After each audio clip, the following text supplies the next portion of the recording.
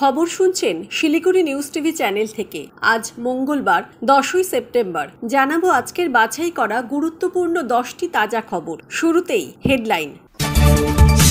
পরিবারকে টাকার কথা মোটেও বলিনি, প্রমাণ দেখান, মিথ্যে কথা। অভিযোগের পাল্টা মুখ্যমন্ত্রীর। স্বর নামিয়ে কথা বলুন, কৌস্তবকে তিরস্কার বিচারপতির। শুনানির সময় চিৎকার করে বিপাকে বিজেপি নেতা। সিবিআইকে ফের স্ট্যাটাস রিপোর্ট জমা দেওয়ার নির্দেশ। সুপ্রিম কোর্টে পরবর্তী শুনানি কবে?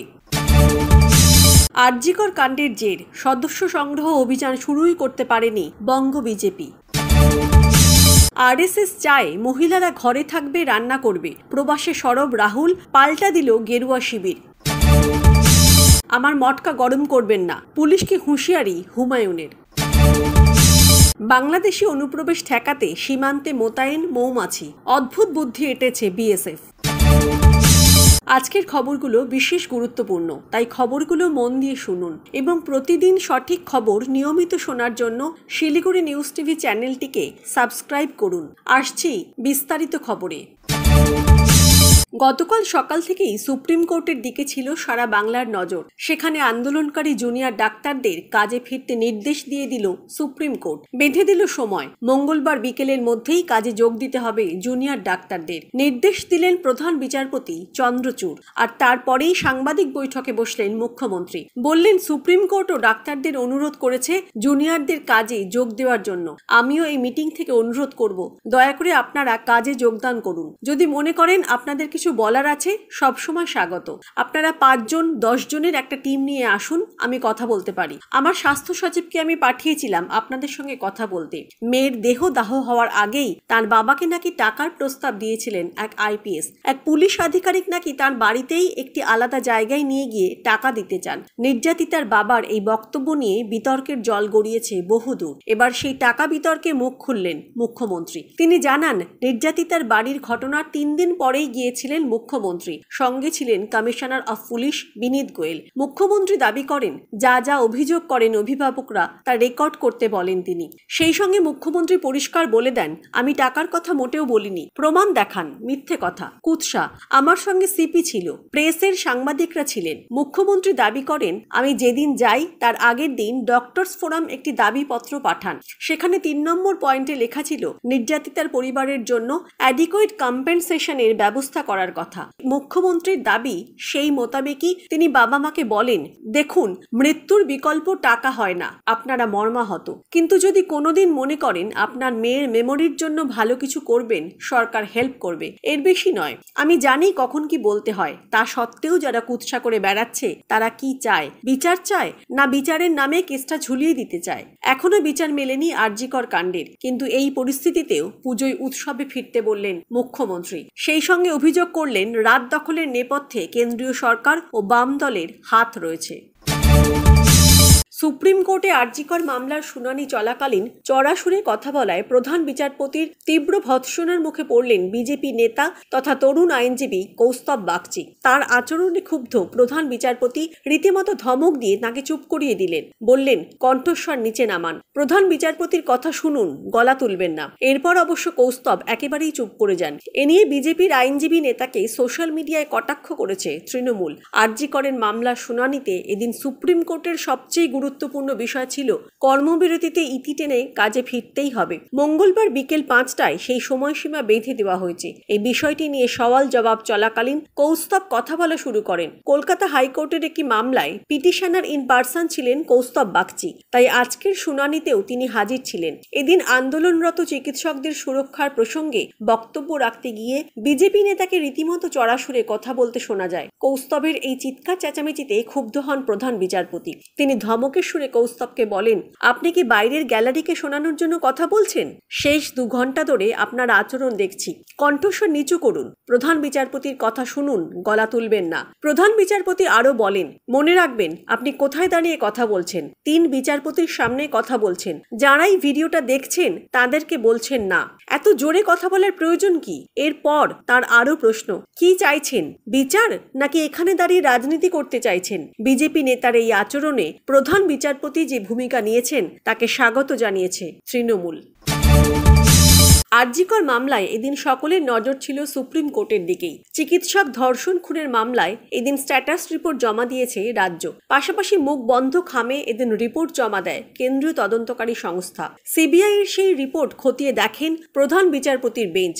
এরপর সলিসিটর জেনারেল তুষার মেহতা এবং রাজ্যের তরফে আইনজীবী কপিল সিব্বালের সওয়াল জবাব শেষে আগামী মঙ্গলবার পরবর্তী শুনানির দিন ধার্য করা হয়েছে। পরবর্তী স্ট্যাটাস রিপোর্ট দিতে হবে সিবিআইকে, এমনটাই জানানো হয়েছে। এদিন আরজিকর মামলার শুনানি শুরু হয় 3 বিচারপতির বেঞ্চে। প্রধান বিচারপতি DY চন্দ্রচূড়, বিচারপতি JB পাড্ডিওয়ালা এবং মনোজ মিশ্রের বেঞ্চে এই মামলার শুনানি শুরু হয়। সিসিটিভি ফুটেজ থেকে ময়নাতদন্তের গতি প্রকৃতি সব বিষয় নিয়েই সুপ্রিম কোর্টে এদিন সওয়াল জবাব চলে। সিবিআই এর তদন্তের রিপোর্ট দেখার পরই প্রধান বিচারপতির বেঞ্চের তরফে জিজ্ঞেস করা হয়, হাসপাতাল থেকে তৎকালীন অধ্যক্ষের বাড়ির দূরত্ব কত, সার্চ এবং সিজার কখন হয় জেনারেল ডায়েরি, সমস্ত সিসিটিভি ফুটেজ সিবিআই কে দেওয়া হয়েছে।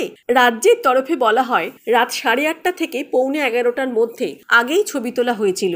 ময়না তদন্তের জন্য দেহ পাঠাবার পর এটা হয়। সিসিটিভি ফুটেজ পুরোটা দেওয়া হয়েছে, তবে তাতে টেকনিক্যাল গ্লিচ ছিল। তথ্য প্রমাণ সংগ্রহের 27 মিনিটের ফুটেজ দেওয়া হয়েছে। প্রশ্ন ওঠে পোস্টমর্টেম রিপোর্ট নিয়েও। এদিন সলিসিটর জেনারেল জানান রাজ্য নমুনা সংগ্রহ করে কলকাতা CFSL কে পাঠিয়েছিল। সিবিআই সিদ্ধান্ত নিয়েছে এইমস এবং অন্য ফরেনসিককে পাঠানোর। কে নমুনা সংগ্রহ করেছে সেটা গুরুত্বপূর্ণ। সওয়াল সিবিআই এর, নিহত তরুণীর পোশাক কি ময়না তদন্তকারী চিকিৎসক তদন্তকারী আধিকারিককে পাঠিয়েছিলেন? আদালতে প্রশ্ন আইনজীবী ফিরোজ এডুলজির। দেহ থেকে সংগৃহীত নমুনা 4 ডিগ্রি তাপমাত্রায় সংরক্ষণ করতে হয়, সেটা না করলে নষ্ট হয়ে যায়। চিকিৎসকরা কি সেটা করেছিলেন? সওয়াল আইনজীবী ফিরোজ এডুলজির। দর্শক, আমরা এই ভিডিওটিতে 2000 লাইক এবং 1000 সাবস্ক্রাইব টার্গেট রেখেছি। আশা রাখছি আপনারা এই টার্গেটটি পূরণ করবেন। আসছি পরবর্তী খবরে।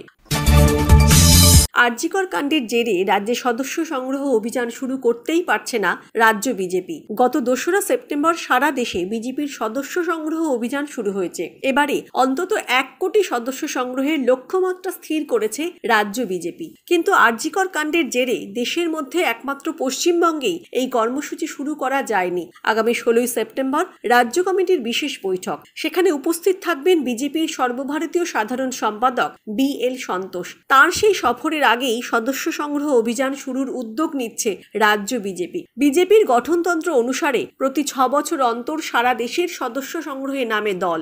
2018-র পর এবছর সেই কর্মসূচি আনুষ্ঠানিকভাবে শুরু হয়েছে 2রা সেপ্টেম্বর। সর্বভারতীয় সভাপতি JP নাড্ডা সেই কর্মসূচির আনুষ্ঠানিক উদ্বোধন করে সব রাজ্যকে সদস্য সংগ্রহে বিশেষ জোর দিতে বলেছিলেন। সেই তালিকায় ছিল বঙ্গ বিজেপিও। কিন্তু তা সত্ত্বেও এখনো সদস্য সংগ্রহ অভিযান নামাতেই পারেনি রাজ্য বিজেপি। দলের একাংশের দাবি আরজিকর কাণ্ডের পর সরকার বিরোধী আন্দোলনের ব্যাটন ধরে রাখতে সদস্য অভিযান বন্ধ রেখে আন্দোলনে মন দিতে রাজ্য বিজেপিকে নির্দেশ দিয়েছিলেন নাড্ডা। যদিও রাজ্য সদস্য অভিযানের ইনচার্জ রাজ্যসভার সাংসদ শ্রমিক ভট্টাচার্য বলেন আরজিকর সহ নানা আন্দোলনের জন্য রাজ্য স্তরে এই কর্মসূচি শুরু না হলেও দলের রাজ্য ও জেলা নেতৃত্ব তাদের সদস্য পদের নবীকরণ করেছেন। আগামী 11ই সেপ্টেম্বর এই বিষয়ে রাজ্য স্তরে একটি বৈঠকের পর আমরা দ্রুত এই অভিযান শুরু করব। বঙ্গ বিজেপির প্রাথমিক লক্ষ্য গতবারের 1 কোটি সদস্য সংখ্যা অতিক্রম করা। তবে সেটা নির্ভর করবে রাজ্যের রাজনৈতিক পরিস্থিতি ও কেন্দ্রীয় কমিটির সদস্য সংগ্রহের জন্য কত সময় বরাদ্দ করে তার উপর।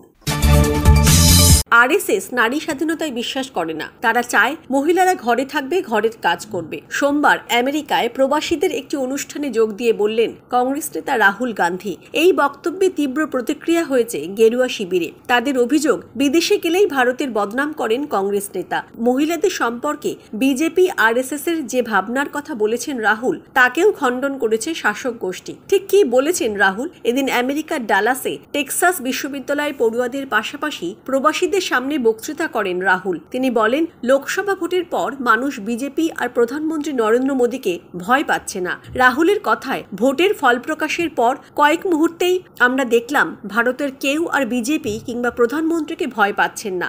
RSS এর সঙ্গে কংগ্রেসের আদর্শগত ফারাকের কথা উল্লেখ করে রাহুল বলেন RSS বিশ্বাস করে ভারত আসলে একটি ধারণা, আর আমরা মনে করি ভারত হলো বহু ধারণার সমন্বয়। নিজের বক্তব্যের সমর্থনে ভারতের ভাষাগত, ধর্মীয় ধর্মীয় এবং জাতিগত বৈচিত্র্যের কথাও উল্লেখ করেছেন লোকসভার বিরোধী দলনেতা।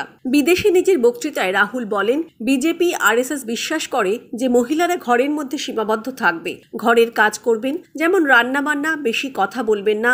অপরপক্ষে আমরা মনে করি মহিলারা তাদের ইচ্ছা অনুযায়ী চলবেন। কংগ্রেস নেতার আরএসএস সংক্রান্ত এই বক্তব্যকে খণ্ডন করেন বিজেপি নেতা তথা কেন্দ্রীয় মন্ত্রী গিরিরাজ সিং। তিনি বলেন, একজন দেশদ্রোহী কখনোই আরএসএসকে বুঝবে না। আরএসএসকে বুঝতে হলে অনেকবার জন্ম নিতে হবে। বিজেপির জাতীয় মুখপাত্র প্রদীপ ভান্ডারীর বক্তব্য, আসলে চীনের হয়ে ব্যাটন ধরেছে রাহুল। তার বক্তব্য ভারত বিরোধী, দেশের মহিলাদের বিরোধী। এই কারণেই রাহুল গান্ধীকে প্রত্যাখ্যান করেছে ভারতের মানুষ 2014, 2019 এবং 2024 সালে।